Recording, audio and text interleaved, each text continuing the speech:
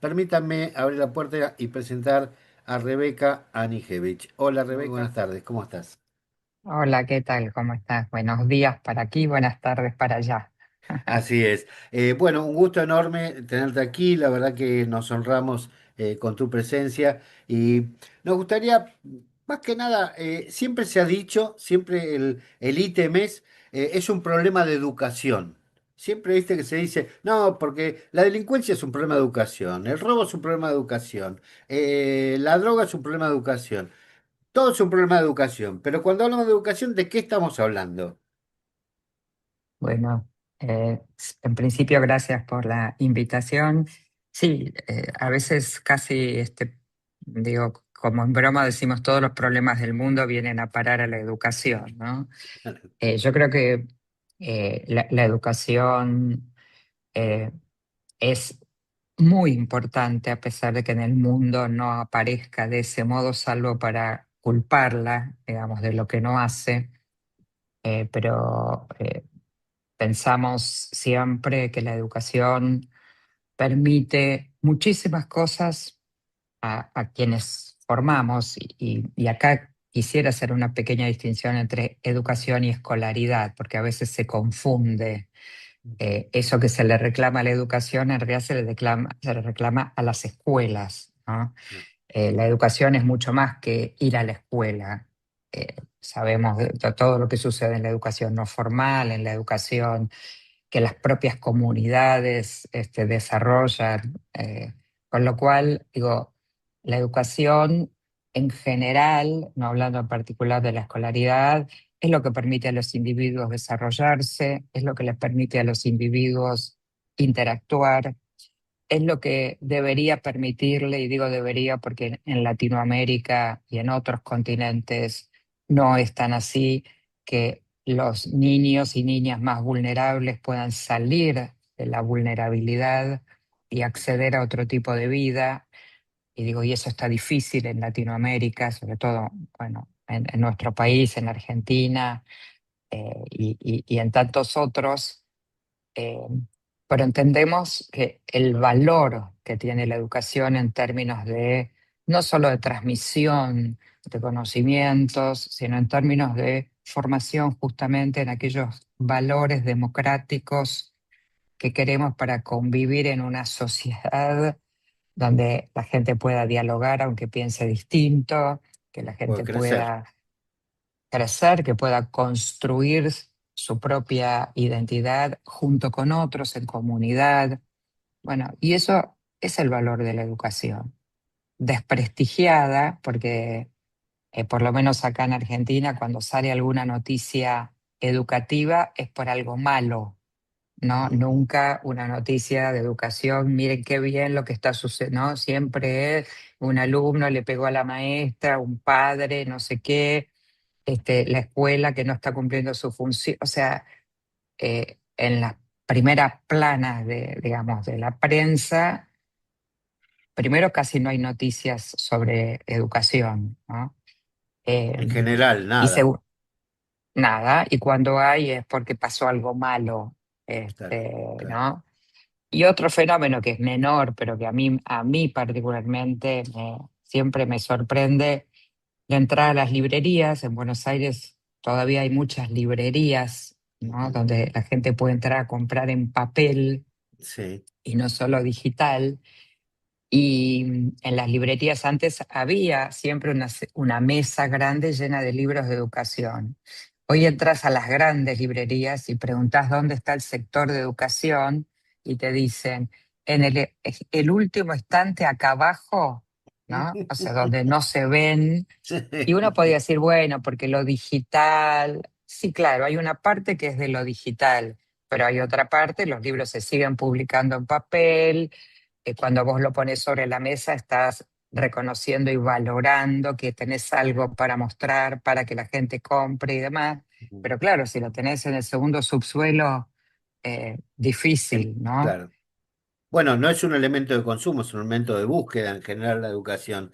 De todos modos, Claro, pero cuando vos... a, Sí, sí, a lo que pero vos te referías con que no se tiene en cuenta es que estamos hablando fundamentalmente en las políticas de presupuestos, por ejemplo, es que la por educación no supuesto, ocupa el lugar de relevancia por ahí de lo para que nada. uno quisiera. Totalmente, en lo macro es eso y en lo micro sería el ejemplo de la librería, ¿no? O sea, pero Claro, ok. finalmente macro y micro ahí están alineadas, digamos, ¿no? Hoy en día tenemos, por supuesto, los chicos tienen otros incentivos, otras motivaciones, tienen otros elementos de consulta, otra situación a la que nosotros conocimos allá lejos y hace tiempo, ¿verdad? Ujú, ¿Y cómo influye eso en el docente? Ya no en el chico, porque el chico hoy en día a mano con su teléfono tiene datos, puede requerir información, datos puntuales. Yo te escuché una charla tuya donde hablabas de ese tema, pero fundamentalmente vos educás docentes. Eh, ujú, ¿Cómo se enfrenta el docente ante esta situación? ¿Cuál es el rol mm, en una mm, clase? mm. Bueno, por supuesto que el rol es muy distinto a lo que era antes, que era de transmitir información. eh, y hoy, digo, no es que hay que dejar ese rol, porque sigue siendo un rol importante, pero obviamente frente a la posibilidad de encontrar información en bueno, en Internet o en la inteligencia artificial, lo que sea, cambia un poco el rol. Y ahí nosotros trabajamos con una pregunta que es: ¿qué se pierde un estudiante que no vino a mi clase?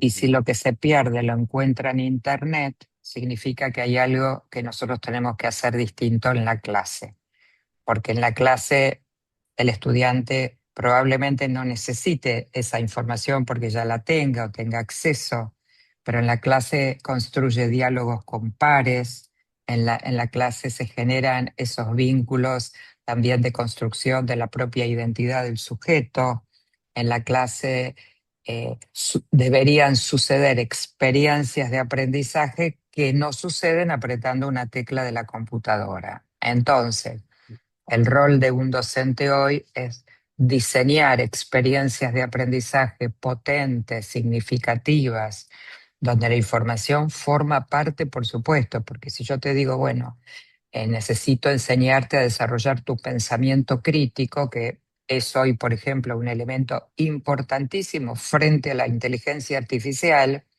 ahora vos me vas a decir, ¿con qué contenido? Porque, ¿qué te digo? Pensá críticamente. Vos me vas a Claro. decir, ¿sobre No qué? sé, no sé de qué me Con lo estás cual, hablando. claro, entonces, las disciplinas siguen teniendo un lugar importante para la formación. Uno forma a un médico en la universidad y quiere que tenga una buena formación en los saberes disciplinares de medicina, ¿no? No que Claro. cada vez que le preguntes algo, o te imaginas un cirujano está operando y dice, momentito, voy a ir a preguntarle a la inteligencia artificial cómo sigo con la operación. Claro. Entonces, necesitamos docentes que sepan de su disciplina y de otras disciplinas, porque también esa formación, viste, yo solo sé matemática y solo matemática en Claro. un mundo donde necesitas de muchas disciplinas. Entonces, por un lado, necesitamos docentes que sean formados más multidisciplinarmente y docentes que diseñen experiencias de aprendizaje potentes, reconociendo quiénes son los estudiantes que tienen hoy, que no tienen nada que ver, no de hace 50 años, con los de hace Ujú. 3 años atrás, ¿no? La Sí, generación post pandemia ya es una generación totalmente diferente. Entonces necesitamos que los docentes, de alguna manera, empaticen con sus estudiantes en términos de conocer más sus intereses, en qué piensan, qué les preocupa del mundo, los distintos modos de aprender, porque hoy no se aprende solo leyendo o solo escuchando, o solo, ¿no? Hay múltiples maneras de aprender. Entonces, saber todo eso, saber de varias disciplinas es lo que es su formación inicial, y entonces diseñar propuestas de enseñanza que sean significativas, que si un estudiante faltó a mi clase, se perdió algo valioso. Y no es que exacto. lo que se Da lo perdió lo mismo, viste claro. exactamente, exactamente. Pásame los deberes, pásame lo de las tareas. Claro, o Eh, pasame el PowerPoint que usaste. Bueno, claro. para eso podés quedarte en tu casa como estudiante, ¿no? Pero Claro, bueno, entonces vienen, algo, como bien dijiste vos, perdón, como bien dijiste vos, después de la pandemia, mayormente los estudiantes vienen de una escolarización también por Zoom, a distancia, con lo cual han perdido quizás en algún minuto el contacto físico. Pues yo digo, si algo no puede hacer la inteligencia artificial es mirar, tocar, sentir, ¿no? Ese tipo de cosas que por lo menos hasta ahora es lo humano. Veremos, no sé si algún día se desarrolla otra cosa, no lo sé, espero no estar presente, pero digamos que cuando vos decís una experiencia, una vivencia potencial, algo que en la clase le transmita algo, ¿qué ejemplo, cuáles son las herramientas de esa vivencia? bueno, ¿Cómo por un lado serían? por un lado todo lo que llamamos situaciones auténticas, ¿no? Que si vos vas a enseñar sobre el tema del cambio climático y la contaminación ambiental, no es lo mismo decir buen día, hoy vamos a hablar de la contaminación ambiental, que yo te traiga, por ejemplo, en Argentina en estos momentos se está discutiendo el tema de los glaciares, la ley de glaciares. Bueno, Ujú, maravilloso trae al aula este debate, porque ahí está Greenpeace con una postura, por supuesto, bien diferente. Está el gobierno con una ley, con intereses, bueno, discutiéndose intereses económicos de a quién beneficia la ley de glaciares.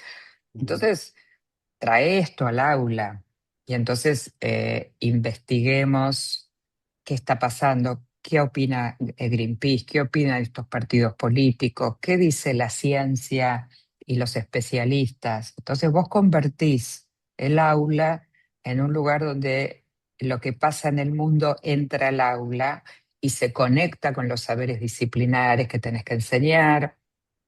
Ese sería un ejemplo. Otro ejemplo es la interacción. La escuela históricamente estuvo cerradita entre cuatro paredes, ¿no?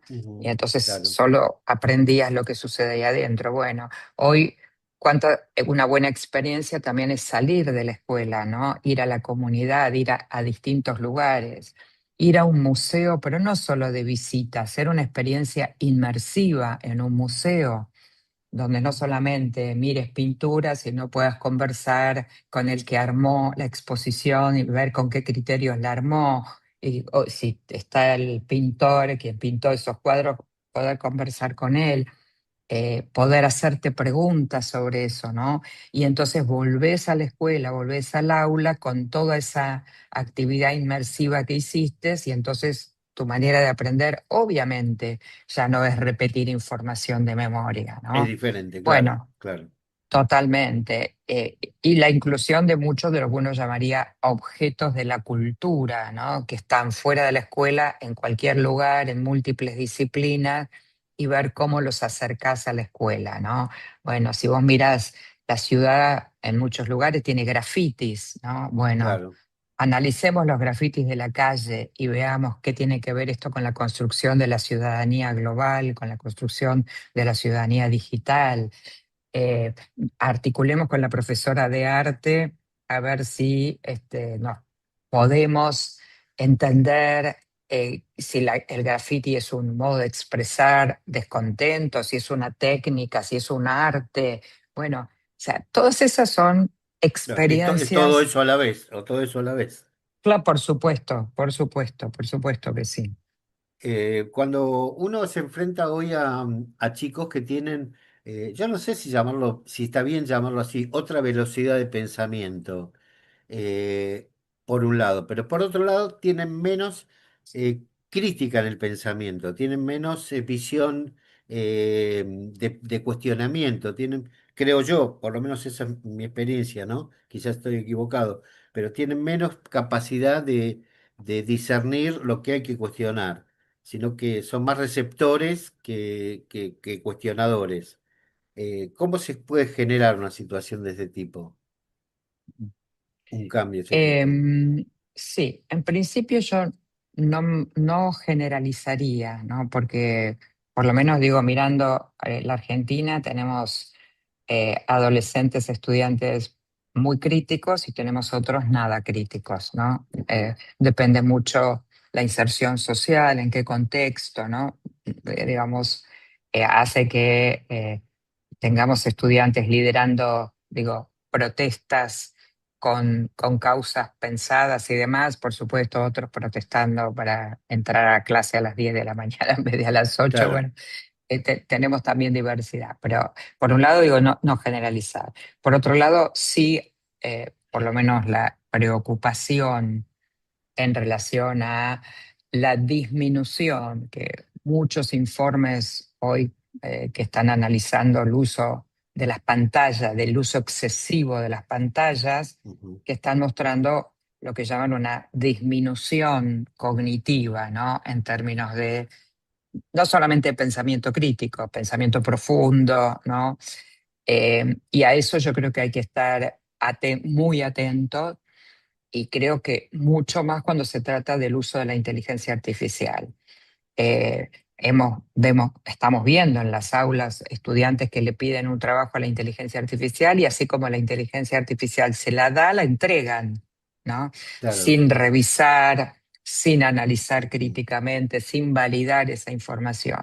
Ujú, Entonces, sí, nosotros estamos en la universidad y en las escuelas donde estamos trabajando, insistiendo mucho en tomar estas habilidades de pensamiento como el pensamiento crítico, el análisis profundo, la capacidad de argumentar, la capacidad de comparar, de contrastar, de validar, como algo que hay que enseñar y que hay que poner claro. foco allí y que hay que trabajar sobre eso. No para decir no usen la inteligencia artificial, porque ya está instalada y es una pelea ridícula decir no la vamos Claro, a usar, totalmente desigual. sino totalmente ser capaces de tener una mirada crítica eh, y enseñar eso, ¿no? Enseñarlo, porque la pregunta es, si un estudiante no sabe nada de un tema y vos le das una tarea y se la pide a la inteligencia artificial, ese aprendizaje quedó totalmente fuera del estudiante, quedó en la Claro. inteligencia artificial, que es la que te dio No el trabajo, aprende, vos lo claro, entregas exactamente, no hay aprendizaje. Entonces, no, no, bueno, ahí tenemos que poner, a mi gusto, como un foco muy importante en términos de cómo enseñar estas habilidades de pensamiento para que ese pensamiento crítico, analítico, profundo, esté hoy mucho más presente que en otros momentos, ¿no? ujú, Así que en en lo eso que hay él que... recibe, aunque sea de la inteligencia artificial. Nos decía, en una oportunidad hablamos con Karina León, que también es educadora, y nos decía que también trabaja mucho con la modernidad de la educación, y nos decía que, bueno, que ya hay técnicas o formas de determinar si un alumno hizo un trabajo o si lo hizo la inteligencia artificial. Eh, Sí. es tan así, digamos, se puede realmente. Bueno, mira, cuando, digamos, empezó todo este movimiento, sobre todo las universidades, que eran las más preocupadas por la Claro. copia, digamos, las plataformas empezaron a generar herramientas de control, ¿no? Entonces te decían, tenés que pasar el trabajo de los estudiantes por esta herramienta y la herramienta te dice que el estudiante, qué sé yo, el 80% de su trabajo lo hizo con inteligencia artificial. La Ujú. verdad que eso no sirvió para nada, porque es Ah, un esfuerzo eh, enorme. Imagínate, vos tenés 300 estudiantes, tenés que pasar los 300 trabajos por esta... Bueno, entonces lo que estamos haciendo, y bueno, en eso también coincidimos con Cari y con otra gente, es que establecer estas normas de ética en el uso de la inteligencia artificial, que significan, por ejemplo, que si vos vas a usar la inteligencia artificial para un trabajo, tenés la obligación de decir que la estás usando y yo lo que te voy a pedir en un anexo al trabajo, que me compartas el ida y vuelta que tuviste con la inteligencia artificial, es decir, qué le pediste, qué te devolvió, qué hiciste con lo que te devolvió, lo transformaste, qué transformaste, más allá de que me entregues el trabajo final.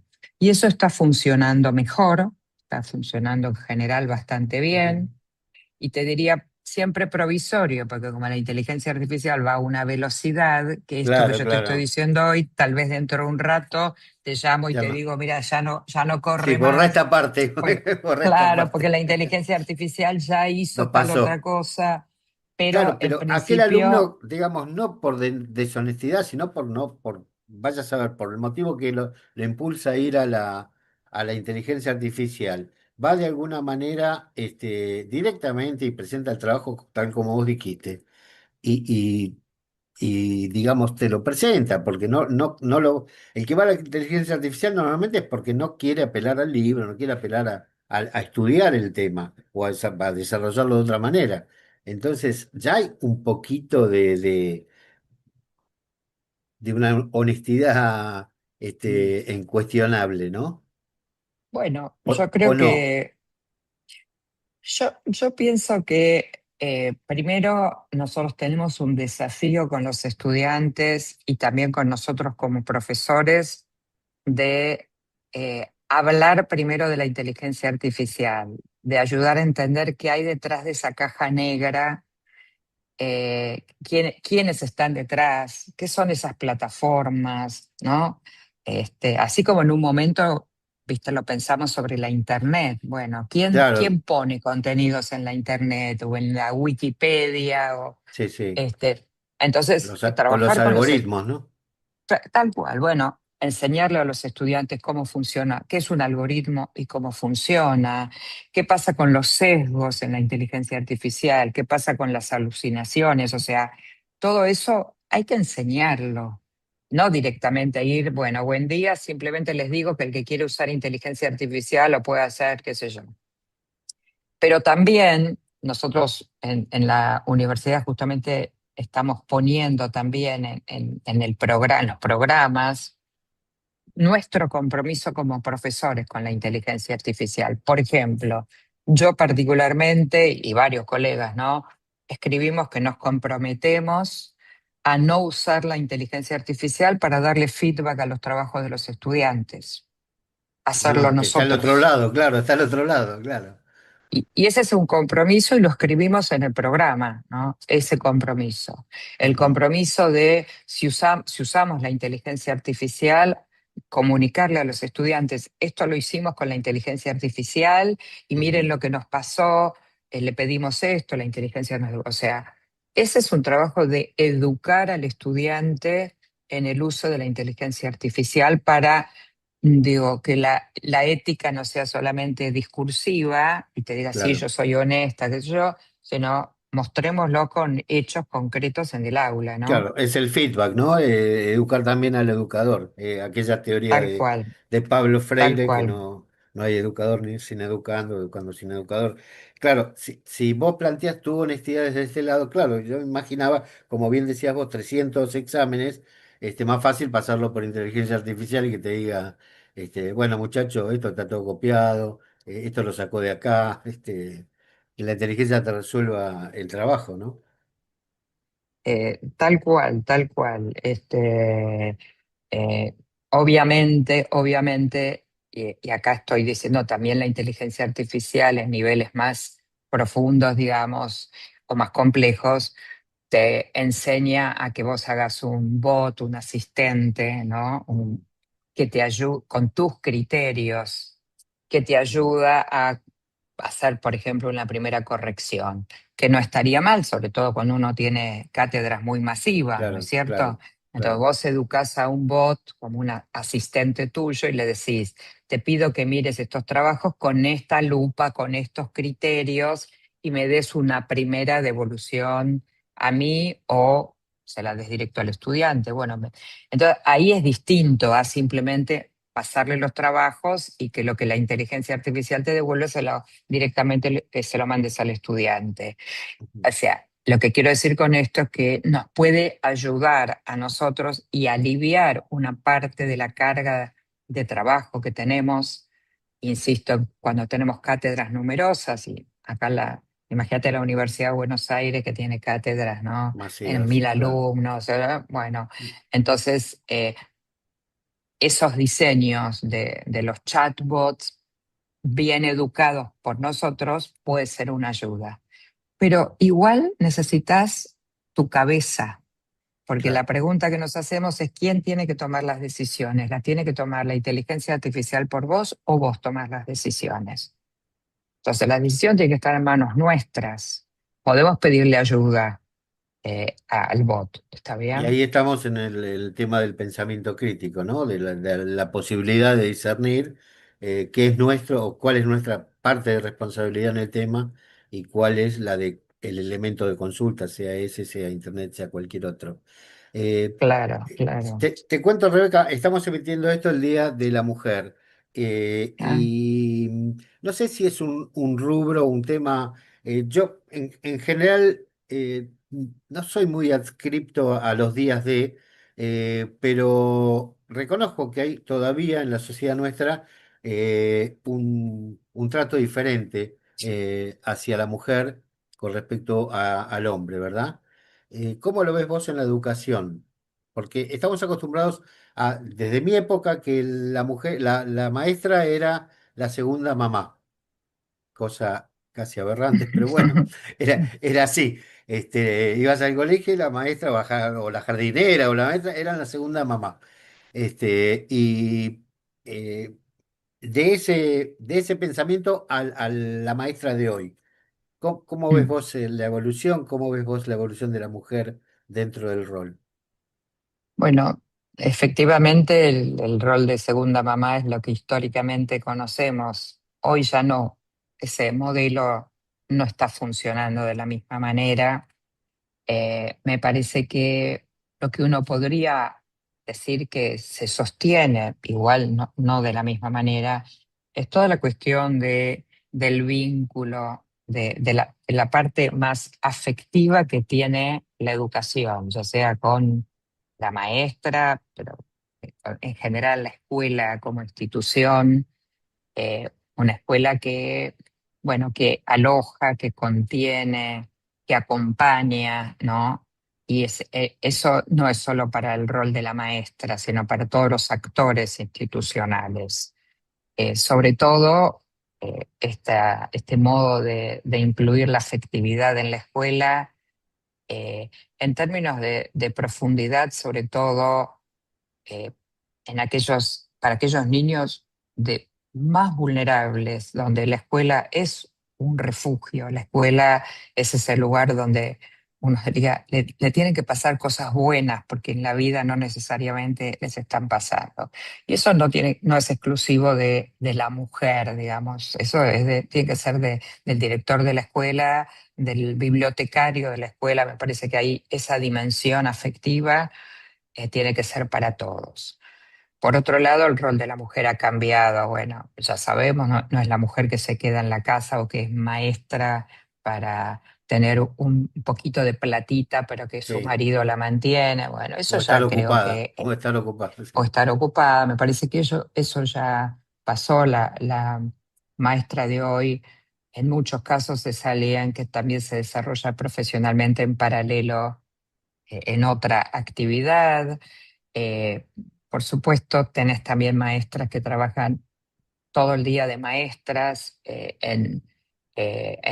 y esa es, digo, y eso no es ni malo ni bueno, sino Claro, esas son decisiones o tomadas, digo, con conciencia o porque no tiene otra alternativa y claro, necesita o estar las todo el día posibilidades, trabajando. claro. Bueno, absolutamente, pero no está más asociado esa figura a la segunda madre, pero sí a alguien con sensibilidad para Con entender afecto. al otro, exactamente, con afecto, con una mirada que no sea una mirada punitoria, una mirada de juicio crítico hacia el estudiante, sino alguien que tenga esta cabeza, esta mente abierta de incluir a todos los niños y niñas que están adentro de su aula. Entonces eso requiere una sensibilidad, requiere una capacidad de escucha y una capacidad de observación importante. Eh, bueno, algunos autores dicen que esos son rasgos más femeninos que masculinos.